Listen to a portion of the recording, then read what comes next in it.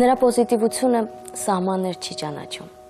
Նա վայելում է կյանքի ամեն մի պահը և ստանում է դրանից մաքսիմալ հաճույք։ Նա սիրում է իր ընտանիքը, իր աշխատանքը։ Նա պարզապես սիրում է կյանքը։ Իմ հյուրն է այսօր ամերիկաբնակ ճանաչված հաղորդավարուհի, ինձ համար շատ հարազատ մի մարդ, Թաքուհի Վարդանյանը։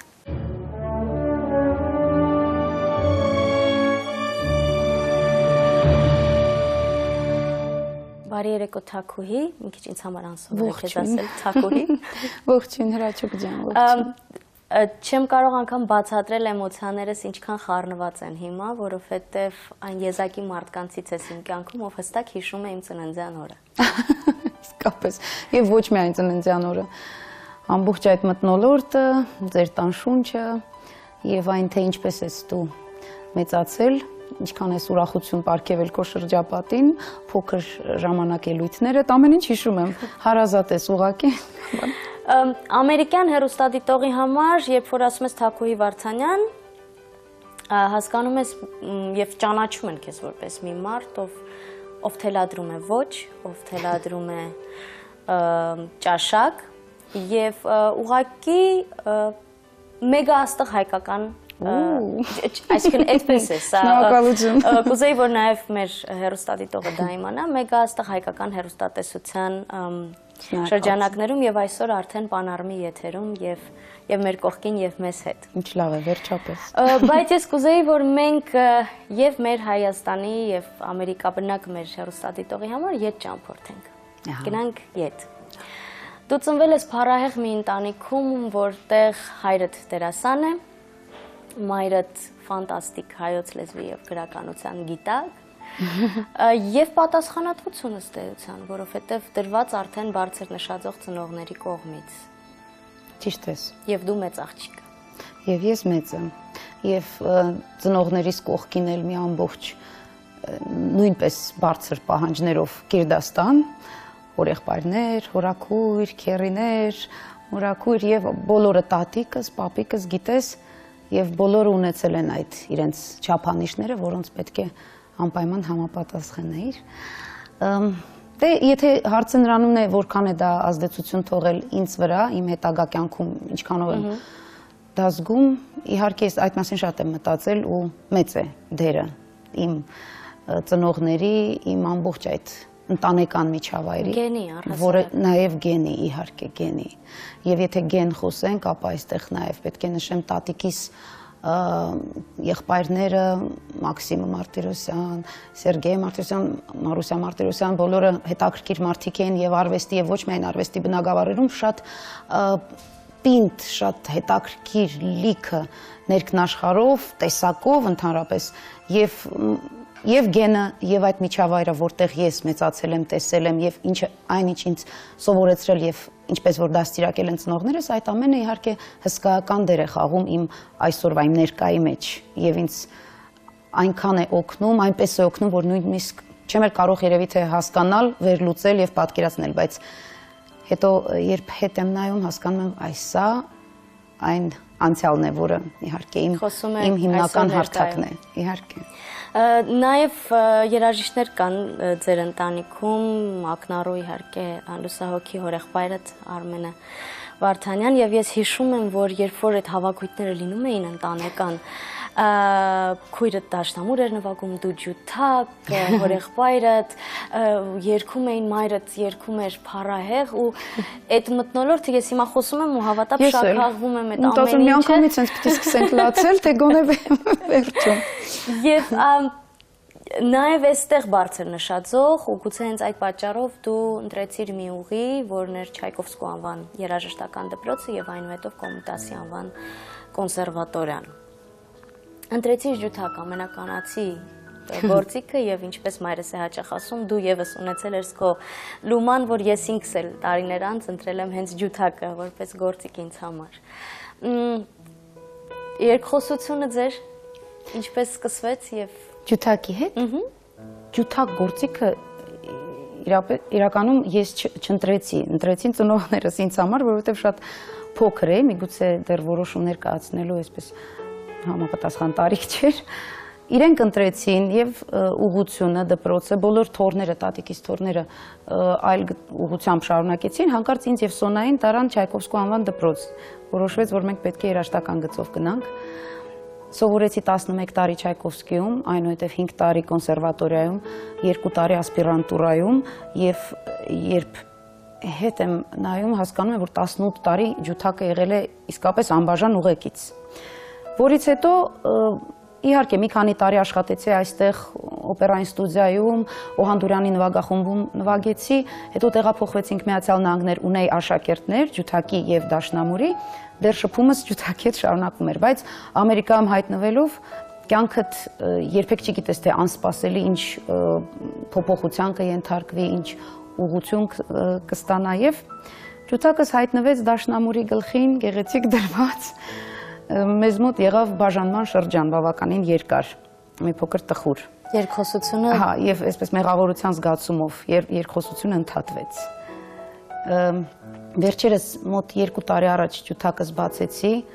հրաչուկ, այ ոնց որ քեզ տեսա, ինչ զգացմունքներ ապրի, այդ տենց զգացմունք էր, հուզմունք, ոնց որ հարազատ մարդ, ամբողջ այդ հոտը, զգայական այս ամբողջ այդ փայտը, մի խոսքով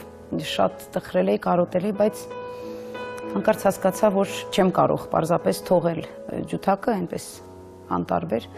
Եվ վերջերս նորից սկսել եմ նվագել, վերականգնեցի ամբողջ իր կեցվածքը, գեղեցկացրեցի, մաքրեցի, լարերը փոխեցի եւ այլն, ռեստավրացիայի մի խոսքով վերանորոգման ենթարկեցի եւ սկսել եմ նվագել, բայց դեռ տնային փոքրիկ պայմաններում, այսինքն հիմա հայրիկս ասում է, երբ հավաքվում ենք տարեդարձ կամ ինչ որ մի հատուկ ուրախարիթ է, ջութակով կգաս։ Ջութակը բերում եմ, Սոնա նվագում է, ես նվագում եմ, ամեն ինչ լավ է։ Մի տեսակ դա փախուստ չի լինում հաճախ այդ առօրյա վազքից, որը կարծես այդ ամբողջ բացասականը տալիս ես այդ լարերին ու հենց այդ երաժշտությունն էլ կարծես լիցքաթափում է քեզ։ Իհարկե այդ ուժը ջութակը եւ ցանկացած երաժշտական գործիք եւ դաշնամուրս ունի այդ հնարավորություն տալիս է մարդուն կտրելու, բայց ցավոք սրտի ժամանակ չի լինում։ Միշտ չի որ ժամանակ կա դա անելու։ Եվ հիմա ավելի པարզ միջոցներ ունեն, երեխաներից գրկելով եմ փորձում այդ լարվածությունից ազատվել։ Սոնան, շատ կարևոր մի մարդ քո կյանքում, քույրդ, ով նույնպես երաժիշտ է, կրտսեր քույրդ, բայց այս դեպքում դուք ինձ համար միշտ եղել եք քույրերի շատ իդեալական, այսպիսի հարմոնիկ մի ամբողջություն, շատ ներդաշնակ, բայց միևնույն ժամանակ դու ավագ քույրն ես եւ ավագ լինելը կարծում եմ նաեւ այստեղ եւս կա մեծագույն պատասխանատվություն, որովհետեւ դու ես օրինակը եւ առաջին քայլ դնողը մշտապես շատ հարցերում դու ես։ Եվ անգամ այն ժամանակ, երբ որ քույրդ դու արդեն կայացած էիր, հաստատված քո ընտանիքի հետ միասին Ամերիկայում եւ Սոնան իր ընտանիքի հետ միասին տեղափոխվեց այնտեղ։ Ճիշտ է, ես ուշացումով հասկացա, որ դա պատասխանատվություն է իր մեջ կրում լինել ավագ քույր եւ ուշացումով հասկացա, որ Սոնան շատ հարցերում ուշադիր է նրան, թե ես ինչպես արեցի եւ դա անդրադարձել է նրա քայլերի վրա եւ լավ քույրեր ենք, մեզ լավ են դաստիարակել այդ առումով, շատ նորմալ ենք այն առումով, որ շատ հաճախ կռվում էինք եւ շատ էլ իրար սիրում ենք եւ իրար կողքին ենք։ Նույնիսկ մինչեւ այսօր եւ դա շփման հաճախականության հետ էլ շատ կապ չունի։ Մենք տարիներ մի քանի տարի նա այստեղ էր, ես այնտեղ եւ այդ մեր շփման կարծես շփումն էլ շատ ակտիվ չէր, բայց միևնույն է, պորտալարով կապված մարդիկ ենք կարծես։ Եվ չգիտեմ ինչպես կարելի է նկարագրել կամ բնութագիր տալ լավ քույրերի, բայց դա երևի այն է, որ առանց խոսելու, առանց շատ բան քննարկելու, պարզապես կարող ես դա այդ ունակությունն է զգալու կողքինին եւ կարողանալու տալ ուժ, տալ սեր եւ գործով օգնելու պարզապես քո զգացմունքներով, քո այդ ուժը ցույց տալով պարզապես օգնել։ Դա է։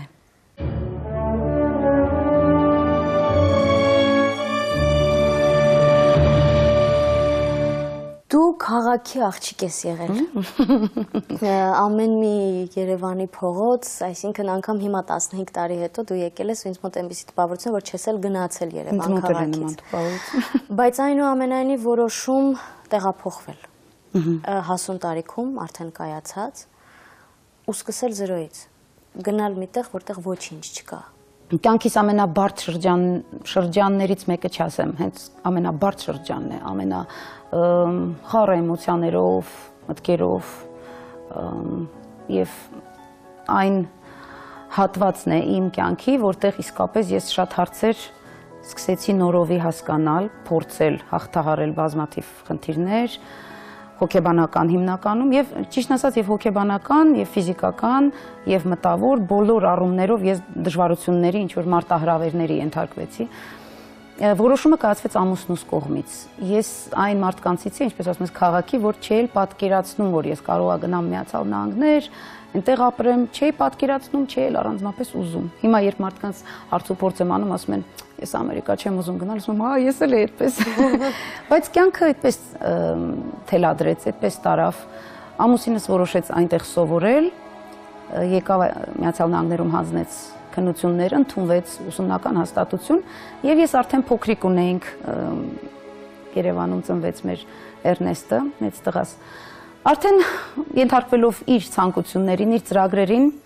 տեղափոխվեցի Միացյալ Նահանգներ եւ շատ դժվարին 2-3 տարի ապրեցի։ Դժվարությունը կայանում էր հենց զուտ նրանում, որ պետք է արմատախիլ եղած, քո արմատը կորցրած նորից փորձես քեզ գտնել բոլոր առումներով։ Այսինքն նախ եւ առաջ չկար այդ ընտանիքի եւ հարազատների միջավայրը, որտեղ ես ինձ շատ կոմֆորտային էի զգում, ես պաշտպանված էի, ես շրջապատված էի սիրով եւ որևէ խնդիր չունեի այդ առումով, հոգեկան առումով։ Ես հանկարծ ինձ շատ մենակ զգացի եւ այդ մենակության ցավը իսկապես հասկացա։ Մենք դա այստեղ չենք զգում Երևանում, որտեղ փողոցի անցորդներն էլ հարազատ են։ Ես հիմա շփվում եմ, մի քանի օր եկել եմ եւ տաքսիստները, եւ խանութում, եւ ցանկացած կողքս անցորդ ինձ համար հարազատ մարդ է, շատ հանգիստ շփվում եմ բոլորի հետ։ Իսկ այնտեղ ոչինչ հարազատ չէ։ Եվ անցորդ չկա, եւ խոտը, ծառը, ստվերները, Երևանում ստվերները ուրիշ ձև ունեն, լուսավորությունը այլ է։ Անձրևի հոտը չկա եւ տարբեր է մի խոսքով պատկերացնում ես, եւ ֆիզիկական տարբեր այլ հարցեր, ուտելիքը այստեղ շատ ավելի համեղ է։ Եվ միջավայր եւ մասնագիտական առումով ես չգիտեի ինչ անել, ինչպես կողմնորոշվել, դժվար էր հասկանալ, լեզվի խնդիր կար, կենցաղային հազար ու մի հարց։ Եվ նաեւ մեր ընտանիքի կազմավորումը, կայացումը իմ որպես նոր էր, այնտեղ եղավ փաստորեն, մենք որպես ընտանիք էլ ձևավորվեցինք եւ կայացանք Միացյալ Նահանգներում, այսինքն այնքան հարցերով պետք էր լինել շատ ուշադիր, կենտրոնացած եւ շատ ուժեղ։ Ցավը տառապանքը սկզբում շատ էր, ես շատ էի տանջվում կարոտից, գիտես Ռաչուկ, կարոտից։ Մեղադրանք չկար Տիգրանի նկատմամբ։ Ոչ։ Մեղադրանք չկար։ Չէ, ես դժգոհությունը մեղադրանքի երբեք չի վերածվել մեզ մոտ։ Մենք եթե անցել ենք ինչ-որ ճանապարհ, միասին ենք անցել, մեզ մոտ մեկը մյուսին մեղադրելու հարց շատ չի բացվում Փառք Աստծո։ Բայց ինքը գիտեր, որ ես դժվար եմ մերվում։ Հետո սկսվեց արդեն մի որոշ շրջան, դա երևի բնական ադապտացման մի շրջան է եւ երբ միտքդ, հոգիդ եւ մարմինդ որոշ չափով սկսում է հարմարվել եւ կյանքդ արդեն սկսում է արմատներ թողել, երեխադ գնում է մանկապարտեզ, դու սկսում ես աշակերտներ, գումար ես սկսում վաստակել, աշխատանքի մեջ ես սկսում մտնել եւ կամաց արդեն կարծես ներձուլվում ես այդ կյանքի մեջ։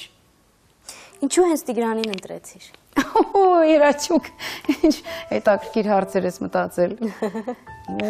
Հետաքրքիր հարցեր, ինչու եմ գիտես այդ հարցի շուրջ ես ինքս շատ եմ մտածել միշտ։ Երևի նման կին չկա, չէ, որ չմտածի ինչպես եղավ իր ընտրությունը։ Եվ ես առհասարակ գտնում եմ, որ կինն է ընտրում։ Ես միշտ բոլորին այդ հարցը տալիս եմ։ Չէ, իհարկե կինն է ընտրում։ Բայց ինչքան էլ որ մտածել եմ այդ մասին, նախ միշտ նորից բացահայտում եմ այդ հարցը ինձ համար։ Տարեց տարի, ինչքան մեր հարաբերությունները նոր շերտ է ստանում, նոր գույն է ստանում, նորից հարցնում եմ ինձ, ինչպես եղավ, որ մեր ընտրությունը, մեր հանդիպումը կայացավ։ Գիտես, երբեմն մտածում եմ ինտուիտիվ ընտրություն է, բայց ինտուիցիան հասկացել եմ, որ հիմնված է որոշ ինֆորմացիայի վրա, դա ինտուիցիան դա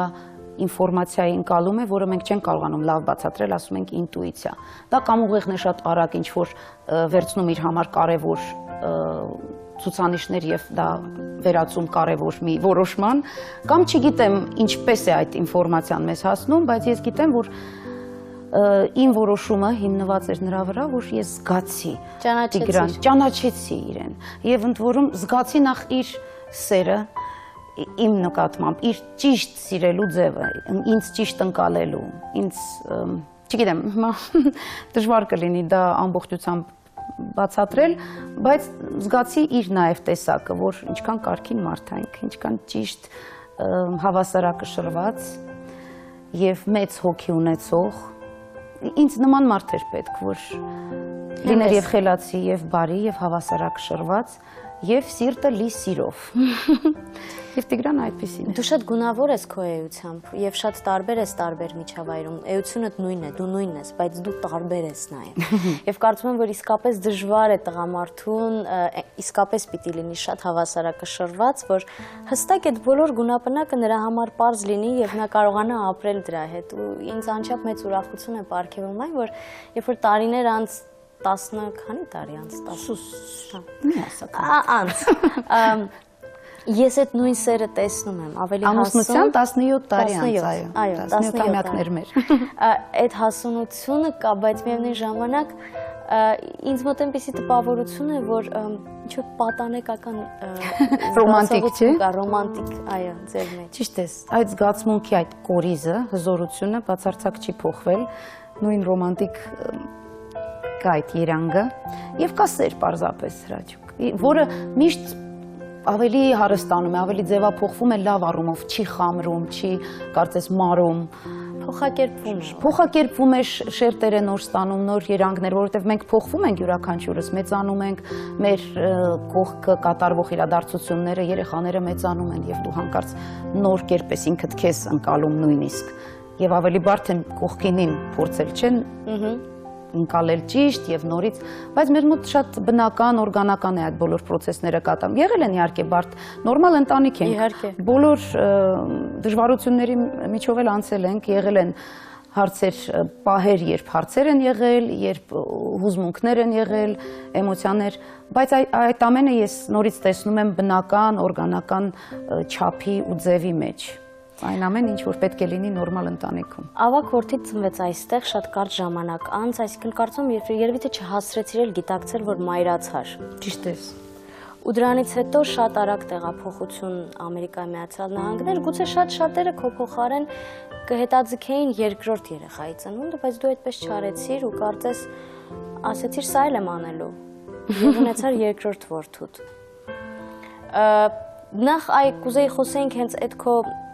բնավորության եւ քո էության գծի մասին եւ նաեւ դժվար չի լինել հենց որդիների մայր, որտեվ աղջկան գիտես ինչ պիտի անես, բայց երբ որդի է կարծում եմ, գիտես, իսկ ինձ համար ես չգիտեմ աղջկա այդ ինչ պետք է անեմ։ Դե մենք էլ ենք աղջիկ, չէ՞, գոնե այդքանով։ Գոնե այդքան։ Ինձ թվում է ես տղաների մամա եմ, Հրաչուկ ջան։ Ես չեմ պատկերացնում, որ աղջիկ կարող եմ ունենալ, ես շատ լավ եմ զգում, որ տղաներ ունեմ, կուզեի իհարկե աղջիկ ունենալ, բայց արդեն չգիտեմ, կարող եմ ունենամ այդ բնավորությանս մասին քանի որ խոսեցիր, համատեղելու կամ մտածելու ծրագրելու խնդիր չեմ ունեցել, եթե դու զգում ես սիրտդ վկայում է, պահանջում է, որ հիմա այդ պահն է եկել քո ընտանիքում, որ պետք է երկրորդ երեխան, մյուս բոլոր հարցերը ենթարկվում են այդ հարցին, այսինքն այդ կարևորելու հարցն է, եթե ներքուստ կարծում ես, որ սա է, ուրեմն սա է։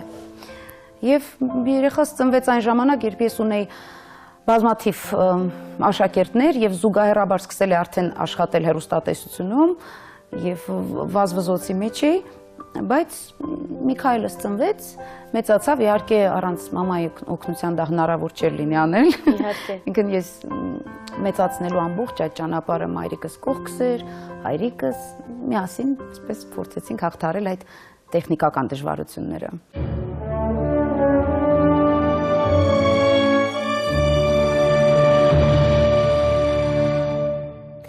Հեռուստատեսություն։ Այն հեռուստատեսությունը, որը մենք ունենք այսօր եւ այստեղ եւ այն հեռուստատեսությունը, որ գործում է ԱՄՆ-ում, լիովին տարբեր է եւ կարելի ասել, որ պահանջարկն էլ այլ է։ Բայց դու շատ հետաքրքիր ձևով կարողացար քայլել դեպի այդ պահանջարկը չկորցնելով որակ։ Ինչպես գտար քեզ հեռուստատեսությունում, որտեվ սա վարակ է ըստ էության նաեւ։ Այդ տեսախցիկները, այդ լույսերը լավ իմաստով վարակի պես մի բան են։ նորից կտրուկ չի եղել անցումը մեկ իրականությունից մեկ մյուս իրականություն կամ մեկ աշխատանքից մյուս աշխատանքին, որովհետև դու գիտես, մենք մանկությունից բեմը եւ արվեստը ուղեկցել է մեզ Պապան ռեժիսոր էր, ես չէի սպասում, բայց այդպես եղավ իմ կյանքում 11 տարեկան է, եթե չեմ սխալվում, նկարվեցի ֆիլմում, պատահական լրիվ իհարկե դա եղավ։ Հետո մոդայի ցուցադրության մասնակցեցի, դա էլ շատ հետաքրքիր էր։ Հետո փոքրիկ նույնիսկ հեռուստատեսային փորձ ունեցա այստեղ Երևանում, երբ Շարմ ընկերությունը նկարանում էր 220 վոլտ ծրագիրը, ես Ռուբենը, որին ես ճանաչում եմ որպես քրոջս դասարանցի, բոլոր ծանոթության բոլոր հարցերը բացահայտեցինք, ինձ պատահական փողոցում ասեց, արի պրոբա ենք անելու նկարի։ Խոսքը Ռուբեն Ջաղինյանի մասին։ Այո։ Եվ նկարվեցի մեկ էպիզոդ, թե երկու էպիզոդ փորձնական, փորձում էին աղջիկ հեռուստավարներ ունենալ, որը լավ փորձ չէր։ Նկարվեցինք, այսպես ինձ համար դա ինչ-որ հետաքրքիր էքսպերիմենտներ էին։ Ես շատ կենտրոնացած էի ջութակի վրա ու չէի կարող ինձ պատկերացնել հեռուստատեսությունում, բայց համ էլ դուրս չէի այս ամենից։ Ինձ համար շատ բնական էր, երբ Միացյալ Նահանգներում հանկարծ ընկերուհիս զանգեց, ասեց ես հեռուստատեսությունում եմ աշխատում։ Մենք ուզում ենք գտնել հաղորդավարուի, առավոտյան կարծեմ կոկտեյլ էր կոչվում, թե երեկոյան կոկտեյլ, չեմ հիշում, բայց պրոբայի հրավիրեց ինձ։ Եվ ես, ինչ լավ է պրոբա, ինձ էլ տենց մի բան էր պետք։ Գնացի եւ փորձարեցի, կատարեցի, միանգամից ընդունվեցի, ինձ հավանեցին։ Դժվար կլիներ քեզ չհավանել։ Այդպես կես խաղ էր, կես զբաղմունք էր, կես զվարճանք էր ինձ համար։ Դա հետո էր, երբ արդեն սա դարձավ մասնագիտություն։ Ես դա համարում եմ, որ ես արդեն մասնագիտորեն զբաղված եմ հեռուստատեսությամբ, որովհետև 14 տարի է, 15 տարի ես ապրում եմ Միացյալ Նահանգներում եւ երկիր մտնելու առաջին օրվանից փաստորեն մինչև այսօր արդեն հեռուստատեսությունում եմ։ Կարելի ասել, որ մասնագիտությունս փոխել եմ, այլևս երբ ինձ հարցնում են մասնագիտությունը ինչ է, ասում եմ երաժիշտ էի, հիմա կամ հոգով երաժիշտ, բայց չեմ կարող ինձ անվանել երաժիշտ, որովհետև երբ որ չես պարապում եւ ֆորմայից ընկնում ես, արդեն ուղղակի ինձ թույլ չեմ տա։ Իսկ հեռուստատեսությամբ ես իսկապես